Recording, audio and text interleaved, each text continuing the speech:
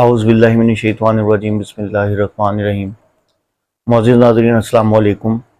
جیسا کہ آپ جانتے ہیں میں حسن اللہ یاری کی ویڈیوز ایکسپوز کر رہا ہوں، اس کا جھوٹ اور دجل جو آپ تک پہنچا رہا ہوں۔ اسی سلسلے میں آج میں ایک ویڈیو لے کے آپ کی خدمت میں حاضر ہوا ہوں۔ ابھی اس ویڈیو کو میں چلاؤں گا بھی، جس میں حسن اللہ یاری سے ایک انسان سوال پوچھتا ہے کہ امام زین العابدین نے یزید کی بیعت کی تھی؟ تو اس نے باقاعدہ کہا کہ آپ کی شیعہ کتب میں یہ حوالہ موجود ہے۔ تو حسن اللہ یاری نے باقاعدہ طور پہ اس چیز کو ایکسیپٹ کیا کہ ہاں جی بالکل بیعت کی تھی، لیکن اس نے اس طریقے سے بتایا کہ جی بیعت کی کئی دفعہ مطلب طاغوت کی بیعت کرنی پڑ جاتی ہے، یہ وہ اپنی کتاب نکال کے اس میں سے روایت پڑھنے لگ گیا، لیکن اس نے اس چیز کو ایکسیپٹ کیا۔ اب اصل واقعہ کیا تھا؟ اصل واقعہ یہ تھا، میں ابھی آپ کے سامنے ویڈیو بھی چلاتا ہوں حسن اللہ یاری کی۔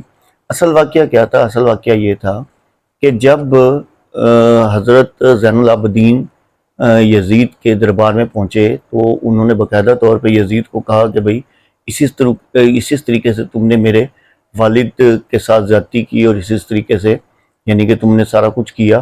تو اس نے باقاعدہ قسم کھا کے کہا کہ میں لا علم تھا، اور میں یعنی کہ مجھے اس چیز کا نہیں تھا اندازہ کہ مطلب یہ سب کچھ ہو جائے گا، اور یہ یعنی کہ اگر میں وہاں موجود ہوتا تو اس نے قسم اٹھائی کہ میں ایسا نہیں کرتا۔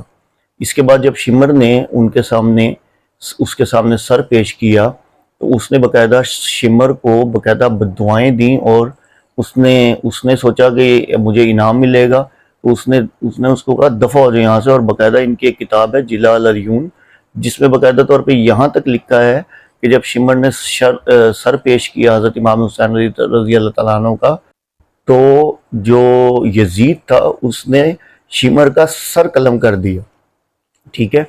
تو اس کے بعد حضرت امام زین العابدین نے یعنی کہ یزید کے ہاتھ پہ بیعت کی۔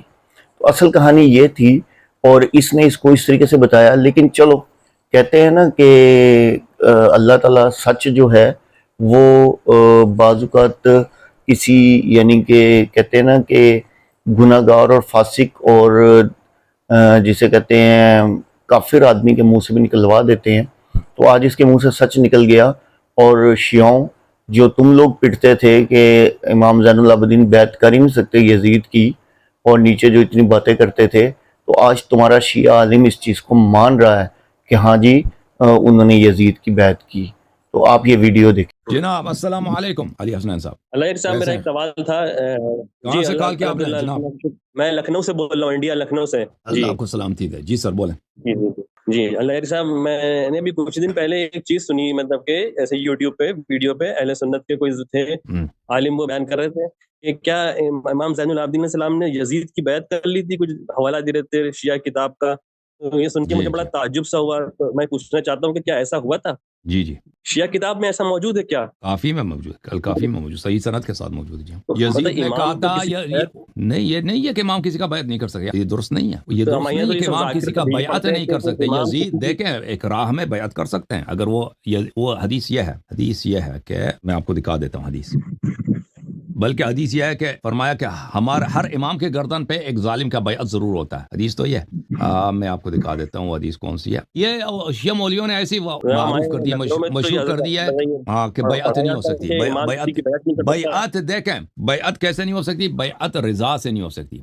اگر اکراہ ہو تقیہ میں بیعت کر سکتے ہیں، تقیہ میں بیعت کر سکتے ہیں۔ یہ کتاب الغیبہ ہے، شیخ طوسی رحمۃ اللہ علیہ کی، ملاحظہ کریں یہاں پر حدیث نمبر 247 ہے۔ حضرت امام عصر علیہ السلام سے توقیع مبارک ہے، ان سے سوال کیا گیا کہ آپ کی وجہ غیبت کیا ہے؟ تو وجہ غیبت میں یہ بہت سارے سوالات ہیں۔ وجہ غیبت کے متعلق جو سوال ہے اس میں فرمایا اما علت ما وقع من الغیبہ فإن اللہ عز وجل یقول یا ایھا الذین آمنوا لا تسألوا عن اشیاء ان تبد لکم تسؤکم۔ تو اللہ تعالیٰ نے فرمایا کہ بہت ساری چیزوں کے متعلق نہ پوچھو کہ اگر ان کا جواب آ جائے تمہیں اچھا نہیں لگے گا۔ پھر فرمایا انہ لم یکن لأحد من آبائی الا وقد وقع فی عنقہ بیعۃ لطاغیۃ زمانہ۔ میرے آباء طاہرین علیہ السلام سے 11 اماموں میں سے کوئی ایسا امام نہیں تھا مگر یہ کہ اس کے گردن پہ کسی نہ کسی طاغوت کی بیعت آئی تھی۔ امیر المومنین علیہ السلام سے لے کر امام حسن عسکری علیہ السلام تک، وہ کیا قتل کر دیتے، جان سے مار دیتے۔